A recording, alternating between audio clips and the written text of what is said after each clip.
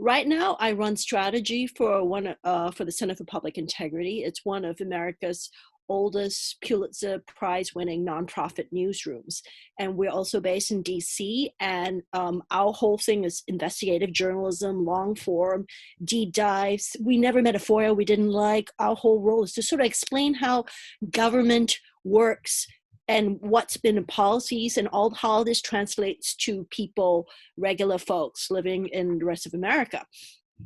And so part of my role involves making sure not only that we cover really interesting projects, but also making sure that we have the funding for it and sort of, helping with the revenue and fundraising. So one of the things, if you're going to really talk about how COVID-19 is really affecting journalism and our day to day, is the very fact of the matter is, it's going to hit our funding revenue. Journalism is expensive. And I'll give you one statistic there that is very sobering.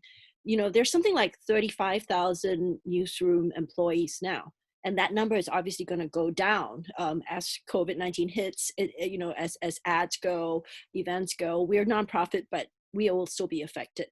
And 35,000 newsroom employees it's considerably less than the number of people who are actually killed by COVID-19 fatalities in America, which is right now, I think, over 45,000, almost 50.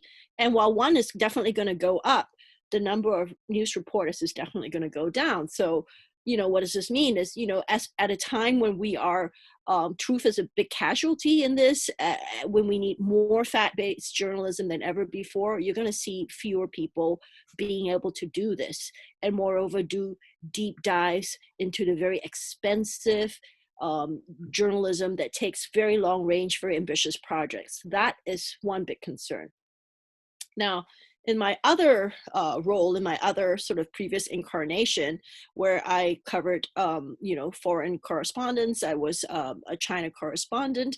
And what I see there is another big problem where journalists are unfortunately also sandwiched. In one case, in the previous, I talked about how it's being hit by market forces, right? And this other one is basically bilateral issues. US and China are two global superpowers now, vying for the world stage. The coronavirus, who handles it better, who caused it, the two narratives of whether an authoritarian regime can manage this better versus a democratic process. All this means that journalists are caught in the middle. And what we definitely see that was with the expulsion of a whole host of U.S. journalists from the New York Times, Washington Post, and the Wall Street Journal for basically doing their jobs. And again, that's another big issue, right? What happened in China with COVID-19 is still a story that's still unfolding, and now we have less reporting and less knowledge on that. So these are the two sort of big issues that I see as things that are affecting journalists domestically and internationally. We are more important than ever before, but the forces that we face are much more challenging.